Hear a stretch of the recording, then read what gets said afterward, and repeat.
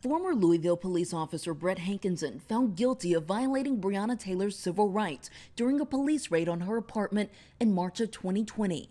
After sending the judge two separate notes saying they were deadlocked, the jury convicting Hankison of using excessive force during that raid. That same jury acquitted Hankison of violating the civil rights of three of Taylor's neighbors who were in nearby apartments during the 2020 raid.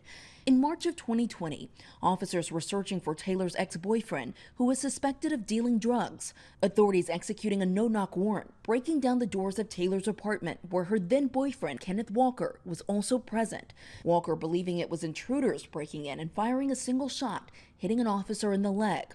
Officers then returning fire. I don't know what happened. Somebody kicked in the door and shot my girlfriend. As the gunfire erupted, Hankison ran to the side of Taylor's apartment and blindly firing 10 rounds through Taylor's sliding door and window, which were covered with blinds and curtains. Several of the rounds entering the neighborhood apartment where 3 people were home. None of the 10 rounds hit anyone. This was Hankison's third trial, following the initial mistrial in this case as well as a state trial in 2022, in which he was acquitted of multiple wanton endangerment charges.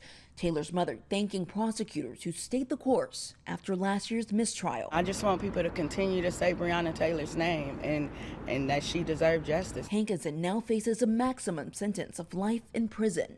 Morgan Norwood, ABC News, New York.